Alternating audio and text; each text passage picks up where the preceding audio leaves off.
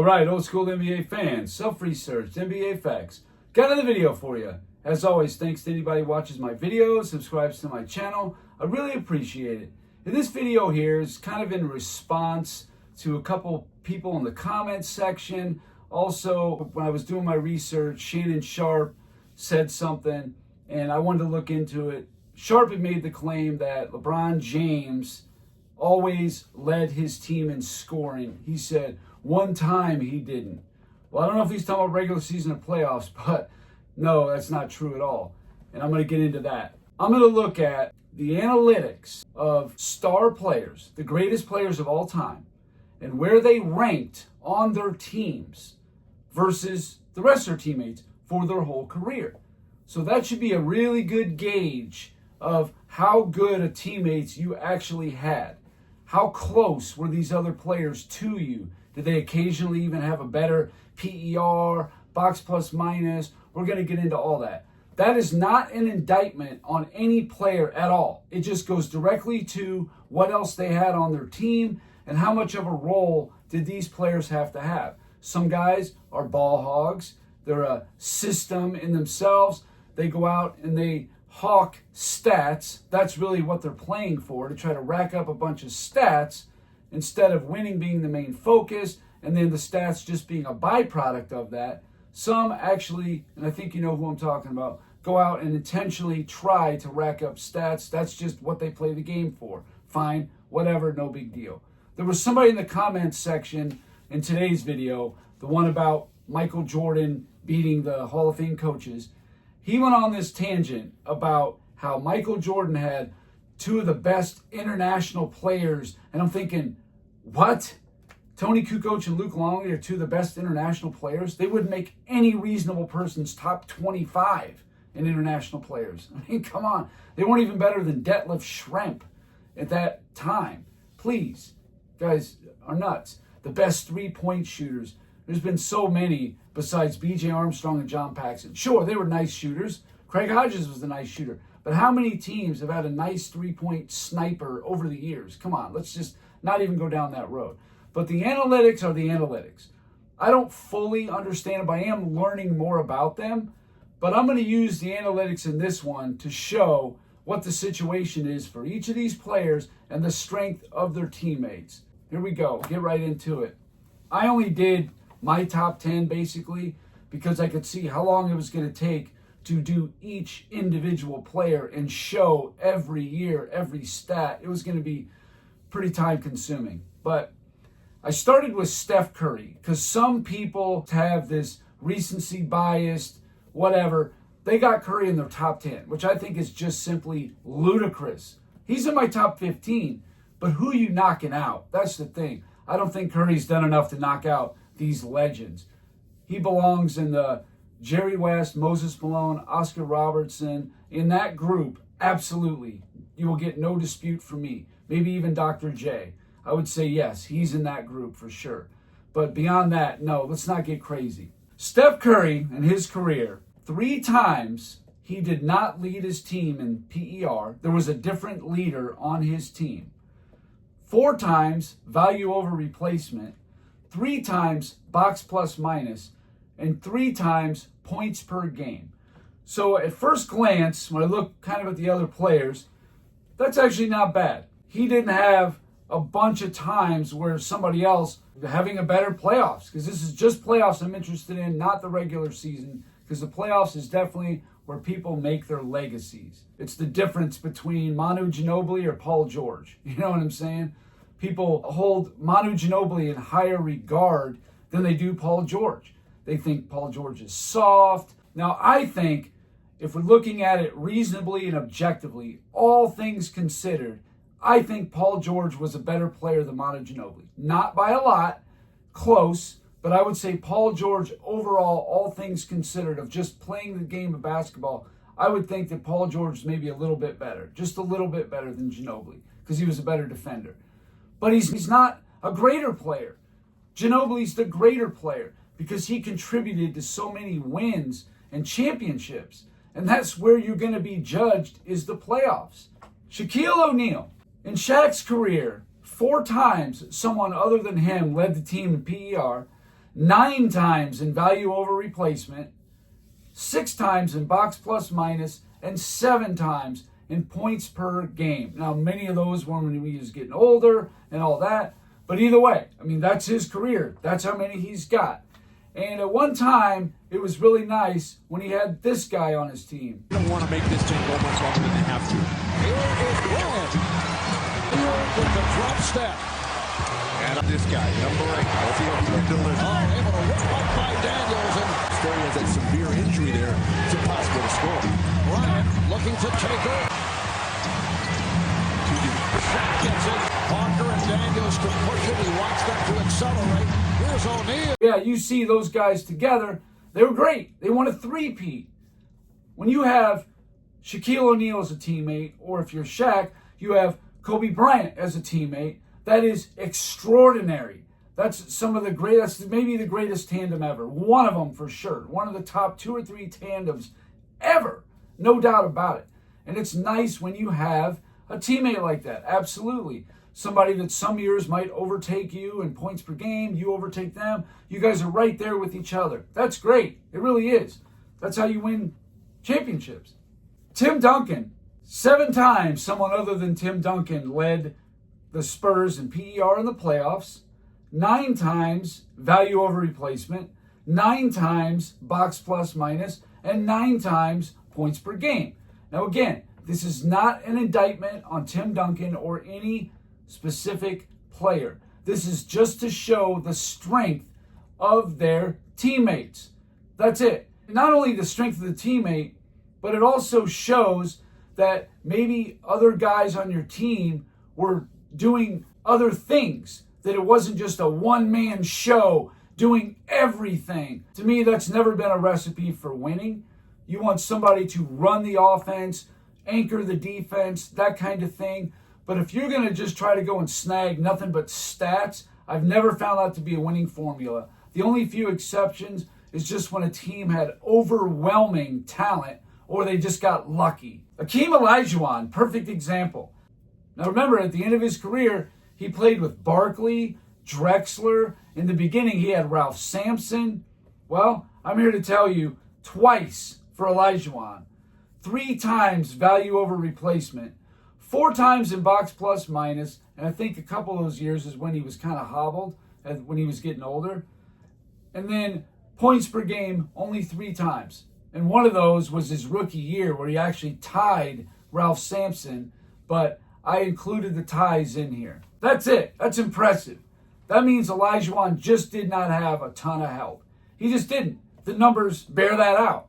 Wilt Chamberlain, PER 4 times, somebody other than Wilt led the team in PER.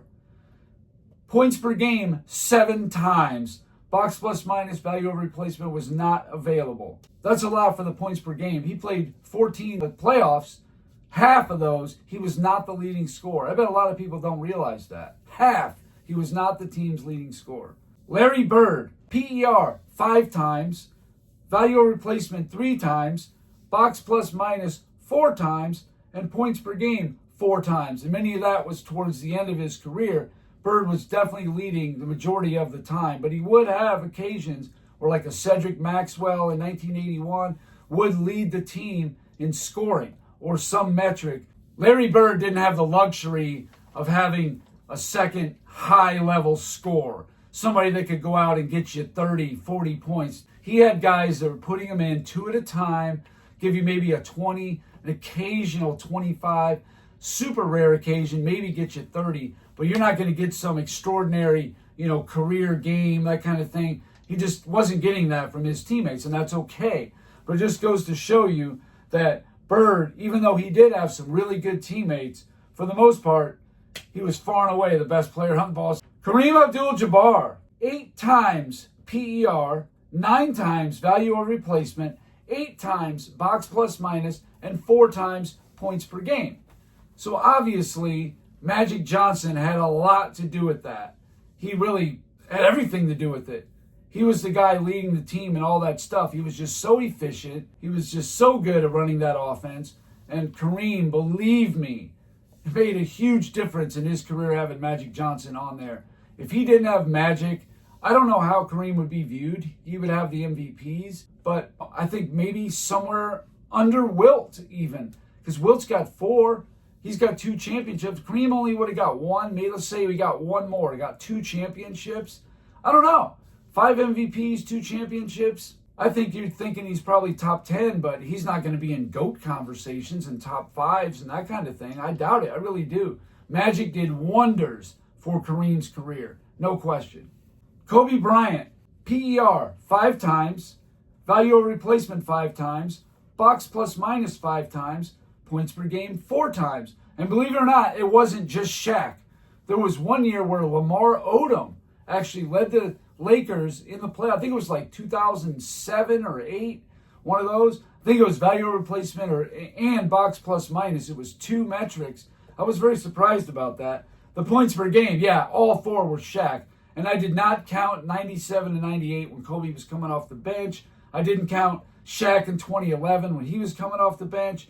I didn't count 2002 when Olajuwon was coming off the bench. I just don't think that's fair. Magic Johnson, he's interesting because PER, value replacement, and box plus minus, only 3 times was he not the leader.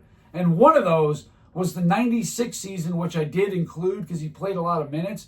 That was definitely 1 on each of those. So really, there was nobody on the Lakers that was just a more efficient, better basketball player than Magic Johnson, period. And that goes for Kareem too. When they were on the team at the same time, maybe the first 1 to 2 seasons, you could say that Kareem was maybe just a little bit better than Magic. That was it. After that, no way. Magic was definitely the better player. From say 1982 till Kareem retired, Magic was absolutely the better player between the two. Points per game, 11 times someone other than Magic in his 13 playoff runs. So twice, though, Magic did lead the team in points per game. Maybe people think that he was just getting like 15 points a game, but no, he was scoring, 19 to 23 points a game in those seasons in the late 80s. Riley asked him to pick up the scoring, and he did just that. And again, this is just the playoffs, not the regular season. I'm only doing playoffs. Liable enough to shut down the whole game. What a pass, Magic Johnson. Kareem will go at it again. Magic Johnson goes in. Doesn't get the roll, and the steal by Johnson. With 7:29 to play. Magic Johnson. Blocking out and grabbing those rebounds. If you can't run and jump, they're in serious trouble. Magic goes opening. Kareem is there. And down and in. Well, when you're not hitting outside, a few fast breaks doesn't hurt either. And Magic goes a quiet one. Kareem. Thursday night. Since the first period of game 1. Bill Russell. The only metric that was available is PER, 5 times somebody other than him, and that was pretty much all at the end of his career. And points per game, 9 times. Now, he played 13 full seasons, so as you can see, do the math. 4 times Bill Russell led Boston in scoring. So again, people think that Russell wasn't really much of a scorer. No, he wasn't compared to some of these other guys. No, that wasn't his strength. But when he needed to, absolutely. And when he was in his mid-20s, Bill Russell was a very good scorer. He putting up some good numbers. He had some great games in there, including that 40-point, 30-rebound game in a Game 7 he had. It was just incredible. So LeBron James is the guy I did first, but I quickly realized how long it was going to take to go year by year and do every single one of these. So I did have a graphic for him, but that was it. That's where it ended, because the rest of it just took too long. I just wrote down how many times it was and left it at that. But with LeBron, I already did his first, so I figured I'd leave it up, and I got specific. I wasn't picking on him. I just did his first because I was doing my top 10, and since I have LeBron just outside the top 10, I included him in there. So when you look at LeBron James, from 2006 to 2010, those 5 years when LeBron was in the playoffs, he led in everything across the board. Nobody's going to argue that LeBron was not the best player on his team from 06 to 2010 by a pretty good margin. Most people would agree with that. But in 2011, that changed when he was with a prime Dwayne Wade in the playoffs that first year. LeBron James's PER was 23.7. Dwayne Wade's 26.3. Value over replacement, LeBron 2.1, Dwayne Wade 2.2. Box plus minus, LeBron 7.1, Dwayne Wade 8.4. Points per game, LeBron 23.7, Dwayne Wade 24.5. So Dwayne Wade swept him in the metrics and points per game in the 2011 playoffs. He was just better than LeBron was, period. And it's nice to have someone like a Dwayne Wade on your team. The next time that it happened in any metric was 2020. Anthony Davis. Now, there was players that were close, like Kyrie Irving was very close a couple times. Even Dwayne Wade was close a couple metrics in like 2012, 13, whatever. But 2020, PER, LeBron James 25.5, Anthony Davis 27.4.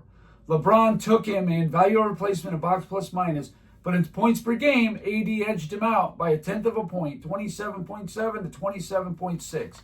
The next year, in 2021, in PER, AD 20.9 to LeBron's 20.1. The rest of them was LeBron. 2023, in PER, Anthony Davis 27.8, LeBron 23.9. Value over replacement was a tie. They each had 4.0. A box plus minus, Anthony Davis edged him out there, 6.3 to 6.1. 2024, Anthony Davis 26.9 to LeBron's 26. And they tied in points per game at 27.8 apiece. And then this last year in 2025, all three metrics, LeBron was over Luka Doncic. But in points per game, Luka scored 4.8 more points than LeBron did, 30.2 to 25.4.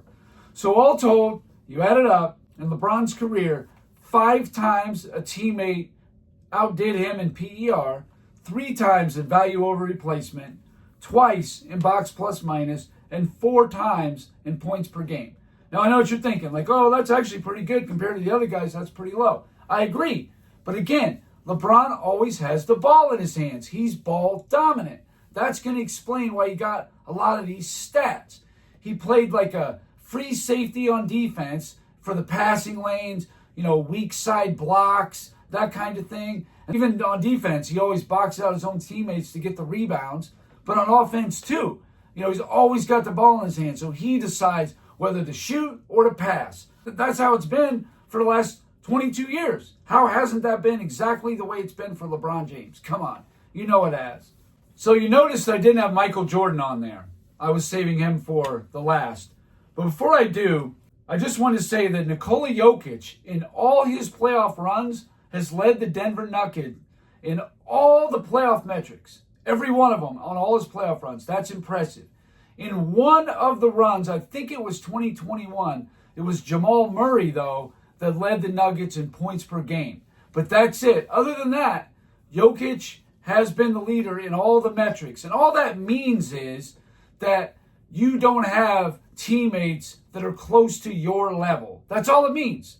Or close to your level as far as the ability to rack up all the stats, because Nikola Jokic, just like LeBron, has the ball in his hands all the time. He determines who gets the ball, who's going to score, including himself. That's just how it goes. And then Michael Jordan, in his career, let me put that graphic up for you. Here's all the times that Michael Jordan, in either points per game, PER, value over replacement, or box plus minus, that any teammate of his ever led in any metric. Here you go.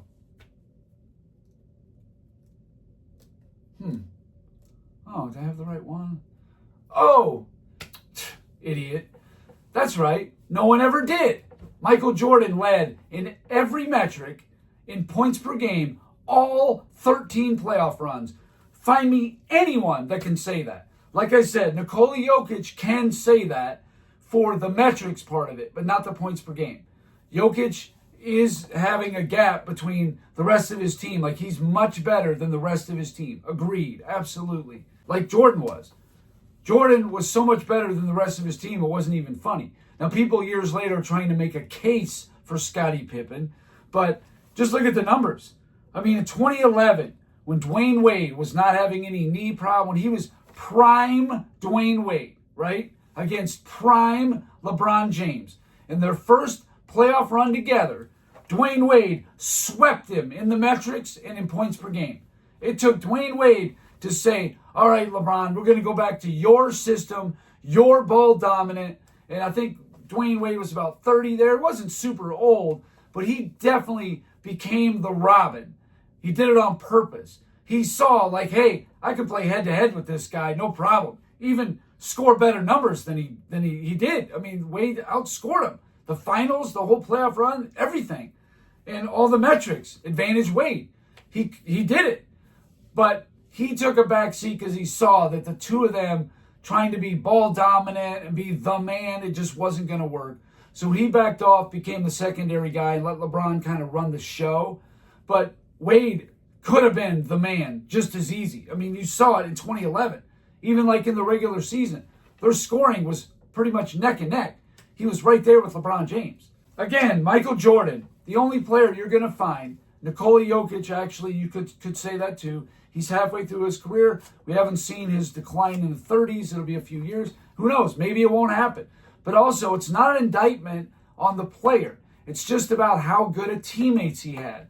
That's what this really shows. That's what it shows me. How good teammates do you have? There's nobody even close to you in these metrics. When it comes to Michael Jordan, there wasn't. There just was nobody. No matter how much the media, the fans, try to make some case that Scottie Pippen or Dennis Rodman or Horace Grant or Tony Kukoc were these great, amazing players. Whatever they were nowhere near Michael Jordan. Not even close. Go look it up. Just nobody close to him on his team in any metric in any year. You want to say that somebody had more assists or rebounds? Fine, you're being ridiculous. But yeah, okay, he didn't lead the team in all the stats because he wasn't the facilitator. He didn't bring the ball up the court and passing it to everybody, even though he could when he wanted to. I did a video a couple days showing that. Again, to me, this is just concrete proof that Michael Jordan's help overall, just not as great as what people think. At least not from an individual player. Maybe collectively, Jordan did have nice help, especially in the second three-peat. Really nice help. The first three-peat, much less, but he did have a decent little core there of players. He did, no doubt about it. I'm never going to say otherwise. But you think somebody on Jordan's team in any year was approaching Jordan level as a player? Oh, come on. Now you're being ridiculous. Just as a refresher, when Scottie Pippen in the 98 finals was doing this. Pippen had it knocked away. Ahmad Rashad back at the Delta Center, and during that timeout, I just spoke with Chip Schaefer, the trainer for the Chicago Bulls. He said that Scottie Pippen is not sore, he is just sore, and he's having a problem really with his mobility, not able to bend over and grab the ball, but hopefully as he plays further and gets more warmed up, it'll improve. That's what they're hoping. With Scottie struggling, I think you're going to see the Jazz start picking up a little bit further down the floor. Scoring load. Jordan for three. Got it. Moments ago, Scottie Pippen, accompanied by trainer Chip Schaefer, leaves the bench and heads for the locker room. With more, here's Ahmad. All right, Bob, I just spoke with Chip, and he told me that Scottie asked out of the game, and he wants to go back in the locker room and try to stretch his back out and try to get it more loose before he tries to come back in. Jordan was doing this. Jordan over Russell. Tied at 22. Michael springs free and takes the lob from Kukoc. Anyway, that's all I got for this video. Thank you guys for watching. If you liked it, please hit the like button. If you wouldn't mind sharing the video, that would be great. If you haven't subscribed already, please do. I give daily content, and that's it. Until next time.